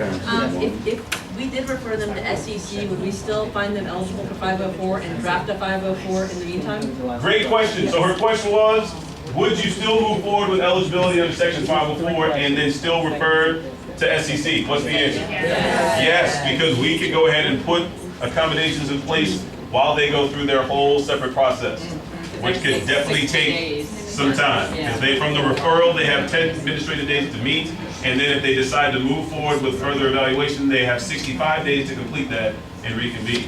So we're looking at a good 2.5 months. So we can go ahead and have something in place. Good question. Okay? So, here's what I'm gonna do. We're gonna talk about I'm gonna share a quick story with you as to what led to why this information was changed on the forms. Because the other two forms is very small and minor in terms of what was changed. So I wanna go over this, and then I'll cover those two quick things briefly, and then go over SharePoint. What led to these changes was a situation that occurred in May of this past school year. I'm sitting at AP testing, yay, and I get a phone call on my cell phone saying, and this is how the conversation goes. Hello, this is Mr. Jameson. Where are you? My wife. And this is, they filled in their name. I said, okay. I said, I'm at the convention center. Well, there's a due process here that you're supposed to be at. Poor grammar, but I'll let it slide. What are you talking about? You got an email. Do I sound like someone who got an email? I have no idea what you're talking about. Well, you're supposed to be at this due process, and where are you? ATC. Okay, well, again, I'm at the convention center. I'll get there as soon as I can. Thanks. Click. Phone call ends. That's all I got. Okay?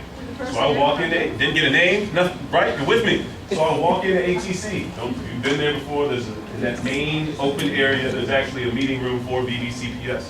So I walk in, there's a bench sitting across. I had enough time for the butt to hit the seat, and they called me right in. Come in, pleasantries. Hi, Mr. Jameson. That's great. Hi. Sit down. Please raise your right hand. Yep. Sworn in. Right in. Please have a seat. They put about that big of a binder in front of me. Could you flip that open to section C? Item number 19, item E. And that's when I found out the kid's name. I'm looking at a 504 referral and eligibility form, and they start asking questions. And the only information I had was what was on the form that I was supposed to be referencing when answering that question. Okay? So when I start seeing that the summary of areas of concern is inattention, I'm in a tough spot. Or what information was reviewed during the eligibility meeting, which is why I added item 1 under part 4, so that I can state, well, from what I can see, or what you would see, the committee reviewed the following information. Why did they make the decision that they made? That's where this comes from. So that at any point in time, you are never in a position that I was in that day. So honestly, that's where that came from. Was going through, hearing the other parts about the form, and I'll admit, I was on the fence about changing the forms, but when that happened, well on the other side, and I'm with you. So that was part of the reason why that did happen, because I never want you to go through the same situation I went through, and I was grilled for about an hour and 22 minutes. And the only thing I had was what was in front of me. Oh, I have that down. That was to a mark, because I looked, I was like, whoo, this seat's kind of sweaty. I gave as many politician answers as I could, and we worked through it. Yes, Mr. Short. Why weren't they talking to the people who created the 504? Now, you see, now that's a very valid question. And through a due process, just to let you know, they will.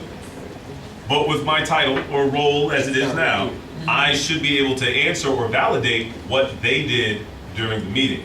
Which again, when there's forms that just have one-word summaries, there's some discrepancies between, what was discussed and what was actually done in the meeting. So my role was, after they had already presented their case, was to come in and fill in gaps as to what should happen, how things should go, based on the information available to you and what's in front of you now. Does it seem as if an appropriate decision was made?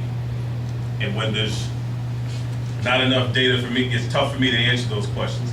And they're gonna ask you the same questions. So when you have a caseload of X number of hundreds, and you then are asked about one kid from a meeting 3 or 4 months ago as to why things got decided, that was the other reason why these forms got changed. Was so that it could potentially bring back some memories for you. And if it doesn't, you can merely read what's on the form and make an informed decision based on what you are reading in that situation. Okay? But yes, they do go through that whole process. You would be asked similar kinds of questions of what was discussed, how did it lead to this decision?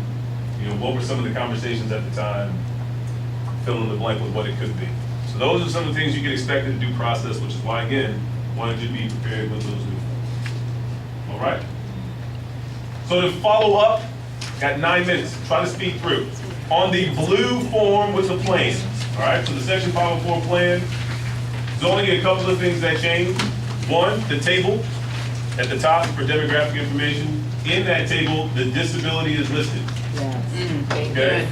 Trying to help out again where I can. The disability is listed. Check that out with school board legal. It can be on there, so we're fine. The next thing that I changed within that table, in the accommodation section itself, was what the headings say. So when it was under type and it said general and testing before and then both, I just added standardized testing. Now that's just really letting you know that you're making an informed decision as to general, standardized testing, or both. I know there's differings of opinions in terms of if a student needs something for testing in the classroom, then they should need it for standardized testing as well. And if that's the case, then write both. And that doesn't change anything, okay? So make those informed decisions. I will share with you that anxiety tends to be an issue that makes us have to really consider where the student needs the accommodation. Because if it's high stakes testing and that increases their anxiety, and they may need small group testing, for example, when doing standardized testing. However, in the classroom, we don't see any reason for them to have small group testing. Therefore, there is no small group testing. So going back to before, always look at the student's data and make the informed decision from that, and it will depend on the student's condition. Okay? Yes, ma'am. College board testing accommodations have to go through SSD, yes. college board. So when you say standardized testing, I think parents get a little confused. They think if we circle standardized testing, they now have extra time on the SAT. And that's why we say in the second page. So is SOLs, that's standardized testing. And if we go to the second page, we're gonna list the different standardized tests that they may be participating in. And when you go for accommodations for outside testing, that's where that little blurb comes into play. So We're not stating that we can't state they're going to get that on the PSAT or the SAT. Right. And that's what this says. So if we can circle general testing and fill in what we're gonna fill in here. It depends on what the student needs. If they need it for standardized testing, you would still indicate that they need it for standardized testing. You would just have to share with the parents that there is a separate review process when it comes to the AP test, AP testing, PSATs or SATs. I mean, there's so many different kinds. Correct. I shy away from even circling. So you just have to look at what the student needs and go through that separate review process. Okay. And that frequency would be as needed, because standardized testing is. You could put, I mean, to be honest. As needed is okay, all right. If that's how you work. Many times though, it could be listed merely as daily. Because if it happens, you don't know when that might be happening, but that's a semantics thing. So we don't have to focus on that part. Okay. One last thing though, Julie, yes, you have a question, sorry. Should this blurb be standard on this form Regardless? with any grade level? Yes, we leave it on there. Okay. We leave that blurb on there about outside testing just in case, because we want to make sure that we're covered in the event that there's an additional one outside of college board. Okay, for the plan, for the annual review, want to touch that, that's the rest of the changes on the plan.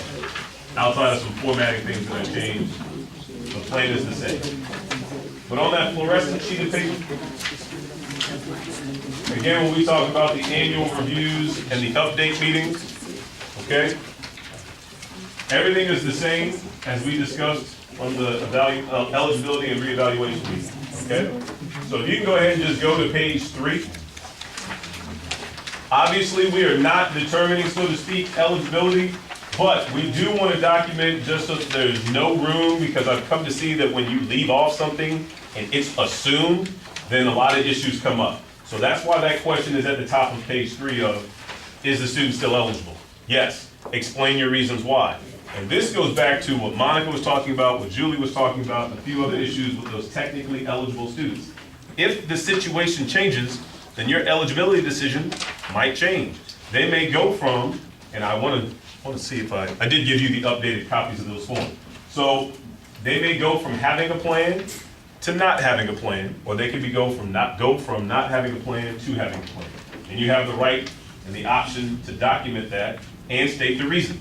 So the student's grades have started to decline. As a result of this decline in academic performance, the student now is eligible with a plan.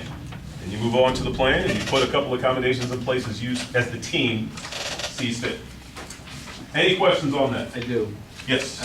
Number 5, the page we were just looking at. Yes. There's a straight up question, is the student eligible under section 504, yes or no?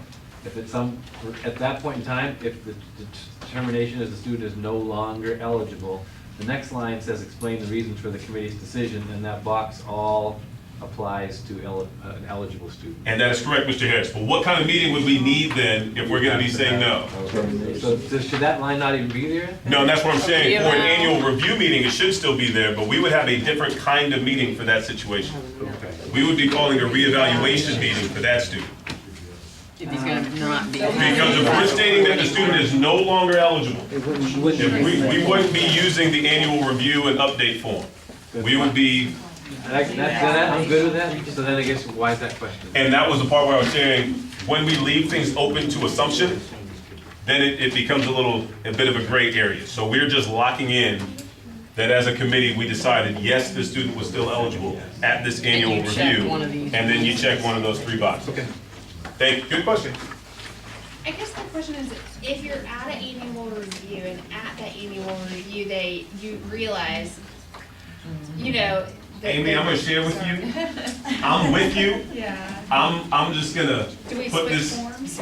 Well, if it's a decision as to, you may have to close out your annual review meeting and then move on and say, we're gonna conduct a reevaluation meeting based on the information we just obtained. Now that we have reviewed this information at our annual review, we're gonna actually conduct a reevaluation meeting. But you do not wanna have 2 meetings in one. So document the 2 separate meetings. We met this timeline, so to speak. Based on this information, we have now called a separate meeting to determine or redetermine eligibility. But that's up to how that situation's working out, that you would have to work on. But you can do it at the same meeting, you just. I would have 2 separate meetings. Yes, because unless, it depends. She was saying at the annual review that it comes to be that you have some differing information. That's different from going into the meeting, we already were suspecting and that we were going to have a reevaluation. So if you know going in that you would like to revisit eligibility, then you would call a reevaluation meeting. If you are going into your annual review and for some reason information starts to come out that is changing the minds of the committee members, then you would complete your annual review meeting and then conduct the reevaluation meeting at a separate date and time. Would you still put no on that form before you go to the next meeting? If you're thinking they're not gonna be eligible, so you're gonna do the reevaluation, if you're in the. Yeah, you, at that annual review, Yes. and I see what you're saying, but if you know going in, then again, you're conducting a reevaluation meeting. But if you don't, and it sort of happens as a result of the annual review that it seems that the child doesn't need it, would you say no there? You could document in a few different things. If the proposed actions, you would maybe go into the records review and we would have to talk through that scenario. I have yet to see that happen, but if it were to come up, then we can discuss. Yes, you could easily just say yes and move on and have a Or you could reevaluation say meeting. in remission and then When have you a. say yes, Joe, in the meantime, the kid has a You could. 504. We are. Right. I appreciate those different layers that you all are going into. We are really in that. All right. So if you get into those situations, let me know, and we can talk through that. But that has really, so just let me know. Okay. Okay?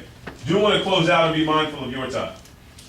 So let's look at one thing on SharePoint. So everyone may have a differing opinion of SharePoint. All right? I'm just going to leave it at that. So to close this out really quickly, do a quick SharePoint lesson. Does everybody know what this follow button does? Link? Okay, so on SharePoint, everybody is familiar with favorites and bookmarks. Yes. Okay, but that is saved to that computer, that station. So if you were to go log on to a different computer, your favorites and bookmarks are not there. Right. Okay, this option in SharePoint allows you to have your favorites and bookmarks, so to speak, in the cloud. So if you're on any site in SharePoint, any site at all, and you click on follow, all right, you log off from that computer. You go into the conference room, you log on to the laptop, and you want to go back to that same site. You would click on sites now, and everything you chosen to follow now pops up here. Okay, oh, you know you're gonna get a SharePoint lesson today. There you go. So you have that. So instead of having to keep it, or they reformatted my hard drive, Mr. Jameson, can you please send me this link again? If you merely follow that on SharePoint, it will always be there under Sites. And it can be anytime you log on to the BBCPS network. So that's different than an alert. It doesn't Different than an alert. It doesn't notify you if something changes. Now, if you've set up the alert for that individual page, then yes, it will notify you if it changes. So those are two separate things you have to do. Good question. See that part, but it's right. All right, so once we go to 504 reporting, here's what I was told about SharePoint. When I said, could I change this document? Or can I change this site? They said, if you can figure out how, have at it. There's certain things that you can't change. They told me, there's certain things you can't change, and it will tell you when you can't change it. But anything else, if you figure out a way, go to a training, we're fine with it. Knock yourself out. So here's what it is. If you remember last year, it said documents, and then there was an arrow that provided a drop down, and there were 3 options. That is gone. So it only says upload and remove section 504 plans and rosters here. That should eliminate all confusion as to a way. Now, in your defense, I didn't create that site, but under documents, it said shared documents. So if I'm posting information, I'm sharing it, so I can understand why you posted there. But that was the wrong location. We've eliminated that. All you gotta do is click on that link. Now here's the next issue with SharePoint that I had. When they changed SharePoint, they also changed the folder names. So, if you are into codes or you like certain, like I love puzzles and things of that nature, but you may not know right off the bat that EAR stands for Arrowhead Elementary School. Right? Yeah. Or that ELN is Lansdowne Elementary School. So you may not quickly see that, but that's what that's supposed to be. Okay? So for the high schools, obviously MPA is going to be middle school, Princess Anne. And the reason why they put the E first is so that all elementary schools would be in one location. All middle schools would be in one, and all high schools would be in another. HCX, as we talked about before, MLY. I can do this all day. But you're going to want to make sure that so when I click on this, all of the folders pop up. For you, it should just say announcements, calendar, and then your actual school folder. If you get confused, these 3 dots tell you what the school name is. Again, no one shared this information with me, but I'm glad I messed around so I can help out. But the 3 dots will tell you the name of the folder. You can go from there. Once you're in there, it'll say plans and rosters like before. If you click on plans, the school years then pop up. And obviously you want to go into 14-15 and upload your plan. It needs to be the signed plan. Okay? So that means you'd have to have it signed, then make your copies, but I need the signed plan to be uploaded. All the other documents are not as important, but the signed plan needs to be uploaded. Here's the only thing I ask. When you go to your scanning station, it gives you an option of what kind of file it's going to be uploaded as or scanned as. Please choose PDF. Because I know some schools will send all of their documents at once and they get an 82-page scanned file that's in a TIFF format. And guess what? There's no such thing as a page in a TIFF format, which means I have 82 documents that I have to print for the 2 pages I need. So PDF breaks it into pages. So please choose PDF if you're going to do a batch file of uploads. Does that make sense? Help me out, please. So you say you just need a plan? I need a signed plan. Yes, ma'am. Front and back, or just The whole thing. Oh, Right, yeah, the whole plan, yes, with the signatures included. And the last thing that I'll end with from SharePoint is just for the Excel roster, because I know some of you have to go. Please maintain the same format of that spreadsheet. So please do not recreate your own and then put last name first or eliminate the school because you already know that it's your school. We maintain the whole division's spreadsheet based on that one, where we're able to just copy and paste. So if you change something, we then have to change it back or enter it one by one. So please do not change that. And then the last note just to leave you with is just merely a thank you, okay? And honestly, just an acknowledgement that I know for a fact I'm not perfect and that I make mistakes. So please know, if you call me and you're like, hey, I'm fine with it. We'll work through it. We will be okay. Hopefully I've shown everyone that if you call me or email me, I will get back to you as soon as possible. And we'll work through it together. So it will be all right. So I just want to say thank you for your time and your help. Y'all have a good day. Oh, yeah. He will give you his phone number. You had to do a manifestation. You had to call, because he has to be there. He had to call in, but he was on the phone.